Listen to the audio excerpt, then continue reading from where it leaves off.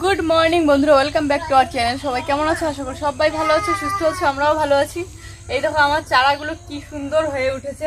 এই যে একটা হচ্ছে সাদা পুঁই শাক, এই দেখো পাতাগুলো কেমন হয়ে গেছে, পাতাগুলো মনে হয় পোকায় কাটছে না, কেমন হয়েছে। এইটা তো তুলে দিতে লাগবে সিম। আর এখানে একটা পাট শাকও হয়েছে, আর একটা হচ্ছে এই যে দেখছো কত সুন্দর হয়েছে, কিন্তু পাতাগুলো একটু ফুটো ফুটো হয়ে গেছে। এই যে করলা, একটা করলা, এই যে এই একটা করলা, আর এটা হচ্ছে পানি কুমড়ো মানে চাল কুমড়ো, আর এটা হচ্ছে সিম,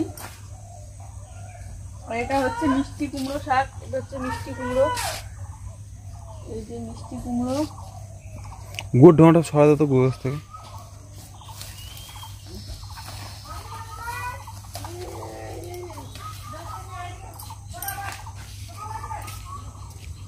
আর কাঁকরোলের চারাগুলো কতগুলো হয়েছে। আর এগুলো দেখো, এগুলো হচ্ছে কি বলে এগুলোকে, দুষ্কুশি, এগুলো হচ্ছে দুষ্কুশি, দুষ্কুশিগুলো হয়ে গেছে। এটা পান দিতে হবে, একটা পড়ে যাচ্ছে গাছটা।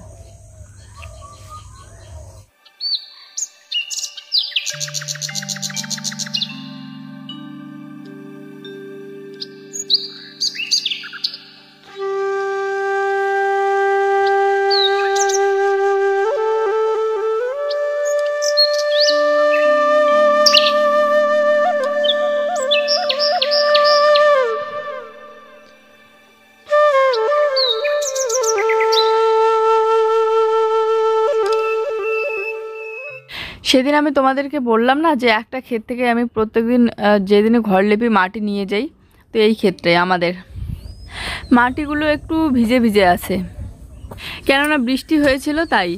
আর এখানে দেখো মাটি খুঁড়তে খুঁড়তে আমি আলুও পেয়ে গেলাম দুটো।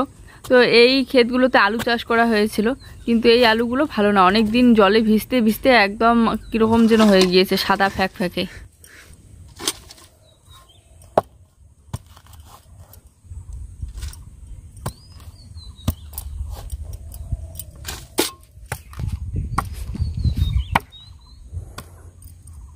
আজকে একটু বেশি করেই মাটি নিয়ে যেতে লাগবে, কেননা ঘরের ভিতরটা লেপবো প্লাস বাইরে বারান্দাটা লেপবো। আর পুরো ঘরটাই এত মানে নোংরা হয়ে আছে, কয়েকদিন ধরে লেপা হচ্ছে না, তো বেশি করে মাটি দিলে ভালো হবে, তাছাড়া লেপাই হবে না। আকাশটাও একটু অন্ধকার, হয়তো আজকেও বৃষ্টি চলে আসবে, তো তবুও লেপতে তো হবেই, কেননা কাঁচা মাটির ঘর সবসময় লেপা খোসা থাকলেই দেখতে ভালো লাগে। তো দেখো আমি এদিকে মাটি নিচ্ছি, ওদিকে জুই খেলতেছে। মাটি নেওয়া হয়ে গেল, তার সাথে সাথে আমি একটা কেঁচো পেয়ে গেলাম। এই দেখো কেঁচোটা, এটা নিলাম আমার মুরগির জন্য। চলো বাড়িতে গেলাম আমি। তো চলো আমাদের মাটি নেওয়া কমপ্লিট, এবারে মা মেয়ে দুজনে মিলে আমরা বাড়িতে যাচ্ছি। আর আমি যেখানে যাবো জুই শোনাও সেখানে।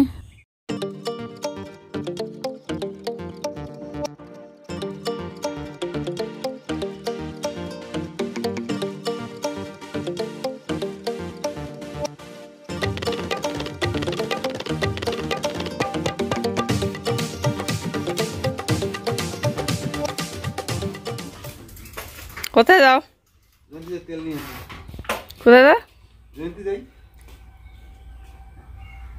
বাজারে যাই, তেল নিয়ে আসি।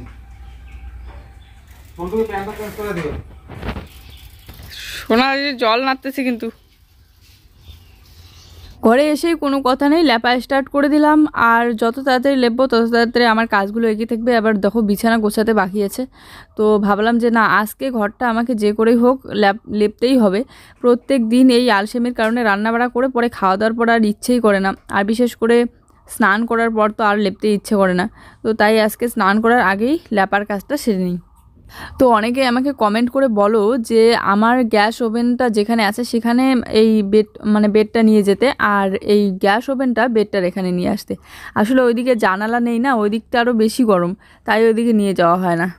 আর তার মধ্যে যখন শীতের সময় হয় তখন শীত পড়ে পড়ে একদম উপরে যে সিলিংটা দেওয়া আছে কাপড়ের, ওই কাপড়টায় ভরে ওই সাইডটা একটু নিচু টাইপের, তো ওই সাইডে জল জমে জমে থাকে।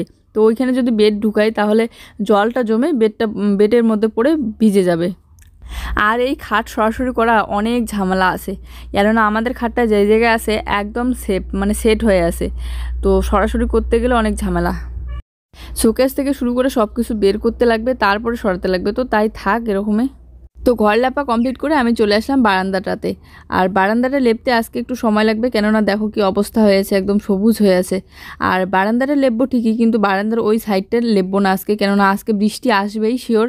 আকাশটা খারাপ আর ইদানিং বৃষ্টি হচ্ছে, তো তাই বেকার পরিশ্রম করবো না, ওই সাইডটা লেপবো না, সময়ও নেই, অনেক কাজ আছে এখনও, বাসনপত্র মাজা ঘষা, খাবার তৈরি করা।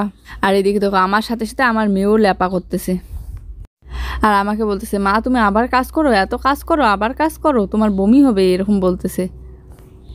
আমি বলতেছি তাহলে কে করবে, বলে পাপা করবে।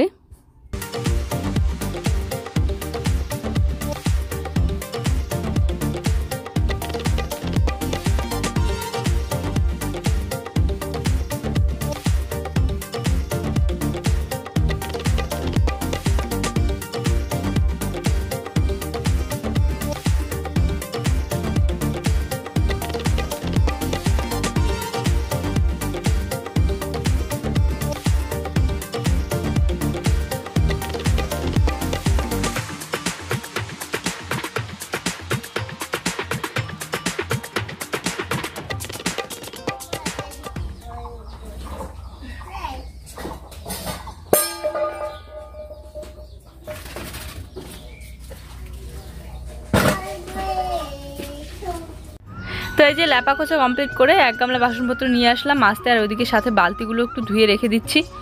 আর টেবিল কভারটা একটু বের করে নিলাম ধুয়ে দেওয়ার জন্য। গ্যাস ওভেনের যে টেবিল কভারটা হলুদ ভরে একদম হলুদ হয়ে থাকে তাড়াতাড়ি। তো এই যে মাজা ঘষা করে এদিকে সাথে কয়েকটা জামা কাপড় আছে, ওগুলো ধুয়ে স্নান করে নেব। টেবিল কভারটা কিন্তু আমি টেবিল কভারের জন্য কিনে নিইনি। জুই যখন একদম ছোট্ট তখন বাবাকে বলেছিলাম যে হিসু করে বিছানায়, তার জন্য একটু প্লাস্টিক নিয়ে আসতে। তো দেখো এই প্লাস্টিক নিয়ে এসেছে, কিন্তু একদম বড় একদম খাটের সাইজে নিয়ে আসতে বলেছিলাম, কিন্তু এটা নিয়ে এসেছে এত ছোট প্লাস্টিক দিয়ে, আর পুরো খাট কি হয়, তো তাই আমি টেবিলে বিছিয়ে দিয়েছিলাম। আর তখন থেকে এটা টেবিলের মধ্যেই বিছানো থাকে, আর দেখতেও ভালো লাগে।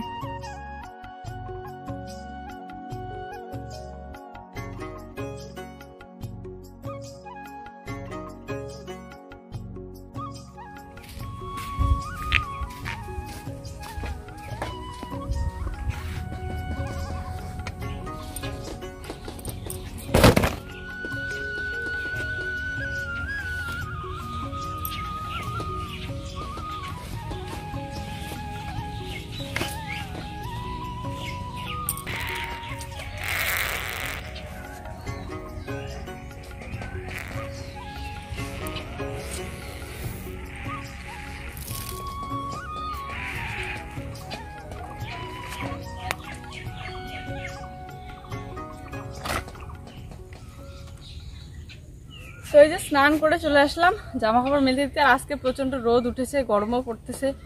জুইকে এখনও স্নান করিয়ে দেওয়া হয়নি, এত সকাল সকাল জুইকে স্নান করিয়ে দেবো না, 12টার সময় দেবো। আর এখান থেকে গিয়ে আমি ভাতটা বসিয়ে দেবো, ভাতটা বসিয়ে দিয়ে বিছানাটা গুছিয়ে এডিট করতে বসবো। চলো যাই এখন বাড়িতে।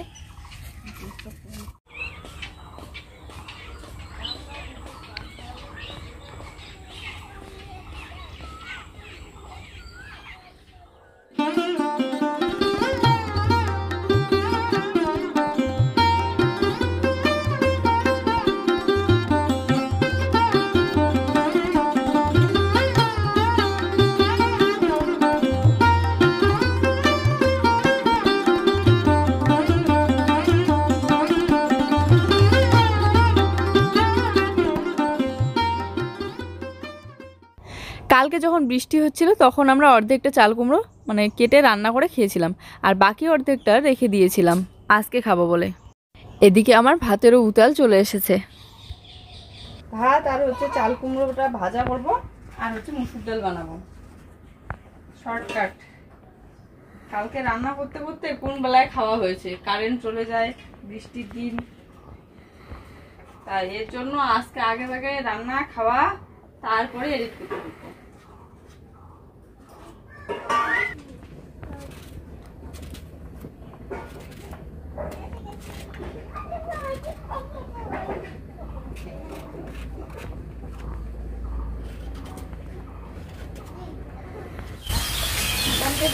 তো আজকে না খুব গরম পড়েছে, ভালোই লাগতেছে না।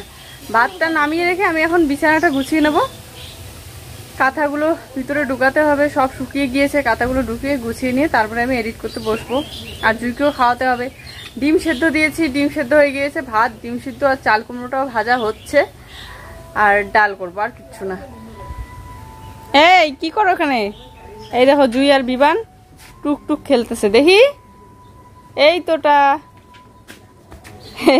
না, আমরা গেট বন্ধ করে আসছি আর আমাদেরকে ওটা গেট খুলতে হবে। হাতি দু ছোট্ট বানি কাল।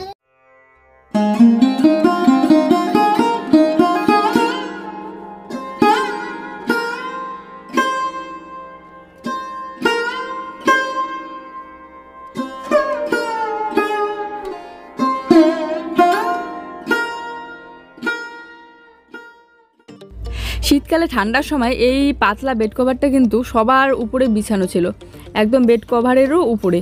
তখন আরাম লাগতো। আর এখন তো প্রচুর পরিমাণে গরম, তো তাই এটা সবার ভিতরে বিছিয়ে দিলাম, যাতে প্লাস্টিকটা থাকার কারণে বেড কভারটা একটু টোকরা না লেগে থাকে। তাই এটা ভিতরে বিছিয়ে দিয়ে আবার উপরে দুটো কাঁথা বিছিয়ে দিলাম। তারপরে আমার এই সাদা রঙের বেড কভারটা। চলো এখন খেয়ে নিয়ে একটু, খেয়ে নিয়ে তারপরে এডিট করতে বসি। আর পেটে খিদে থাকলে না একদম কাজ করতে ভালো লাগে না, খুব খিদে পেয়ে গিয়েছে। ডাল আর চাল কুমড়ো ভাজা আর ডিম সেদ্ধ দিয়ে জুই কিন্তু আজ বেশ ভালোই খেলো। তো খাওয়া দাওয়া করে এই যে লেগে পড়লাম ঝাড়ু দিতে। ডালের মধ্যে জিরেগুলো যে ফোড়ন দেওয়া হয়, তো ওই জিরে বা কালো জিরে বা পাঁচফোড়নের যে কালো কালো জিরেগুলো, তো ওগুলো পেলে জুই আবার খেতে চায় না, তো ওগুলো বেছে বেছে ওকে খাওয়াতে হয়। উঠোনে পাতা পড়েনি, তবে মুরগি থাকলে বুঝতেই পারো, মুরগি আর হাঁসে অত্যাচারে বাড়িটা একদম উঠোনটা কীরকম হয়ে থাকে। তো এই বিকেলবেলাটা একটু পরিষ্কার থাকলে ভালো লাগে, তাই একটু ঝাড়ু দিয়ে পরিষ্কার করে নিচ্ছি।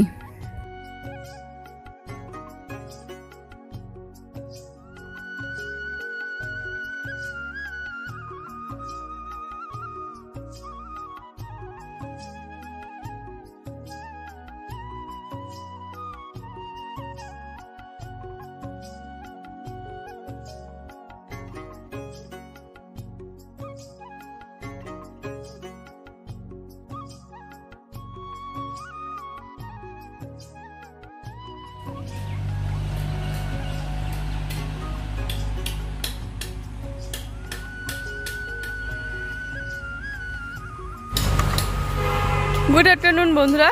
তো ঝাড়ু ঠাড়ু দিয়ে একটু চলে আসলাম সামনের দিকে। মাঝে মধ্যে সামনে এসে একটু হাঁটাহাঁটি করলে মনটাও ভালো লাগে। তো এখানে এসে একটু দাঁড়িয়ে আছি। আর জুইয়ের পাপা হয়তো গেল দোকানের ওইদিকে।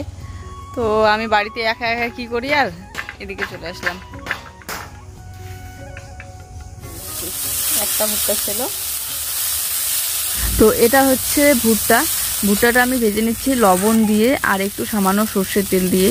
এরকম করে ভেজে খেলেও ভালো লাগে, শুধুমাত্র লবণ দিয়ে ভাজতেছি।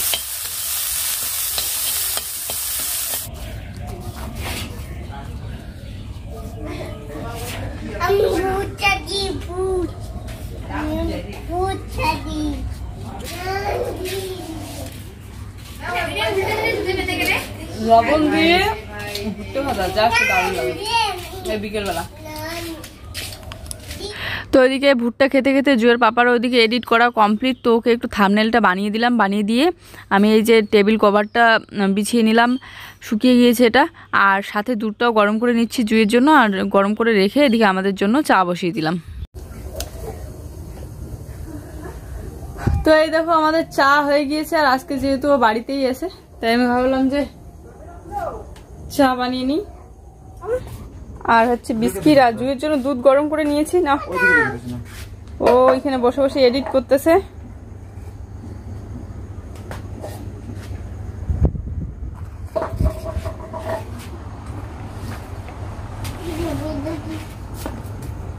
চলো ও চা খাচ্ছে। আর শোনো, নানিস না, এগুলো গরম।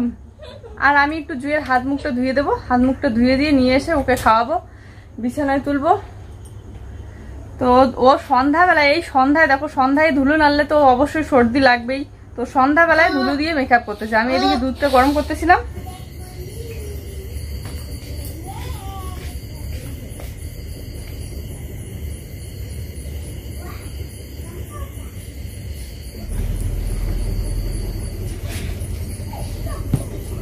তো সকালবেলা ঘর লেপেছিলাম, বারান্দা লেপেছিলাম, এই টবগুলো এখানে রেখে দিয়েছিলাম, কিন্তু এখন তুলে রাখলাম, কেননা যদি বৃষ্টি হয় তাহলে সব টব একদম নষ্ট হয়ে যাবে, কাদামাটি হয়ে যাবে।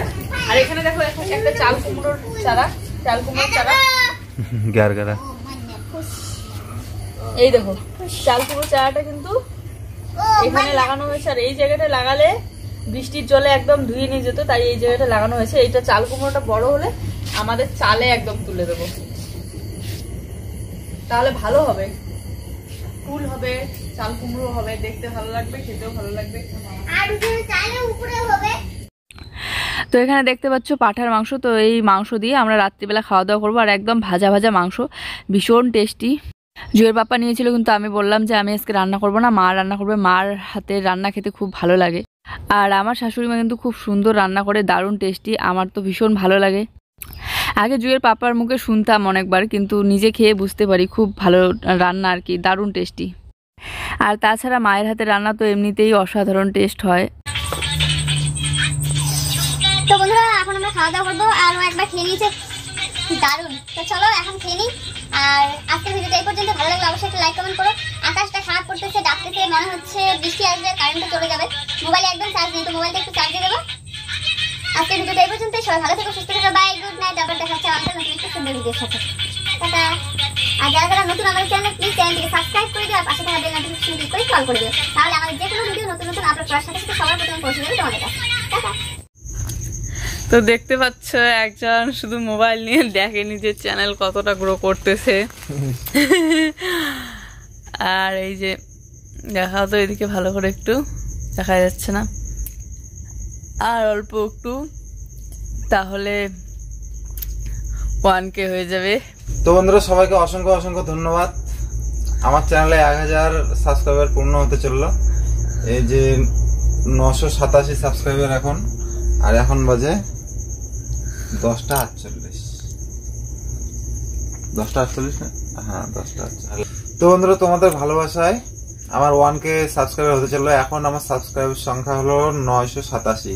তো আর 13 সাবস্ক্রাইবার প্রয়োজন, তো আর কমপ্লিট হয়ে যাবে 1000 সাবস্ক্রাইবার। বারবার মোবাইল হাতে নিয়ে দেখতেছে, 1000 সাবস্ক্রাইবার কমপ্লিট হয়ে গেছে।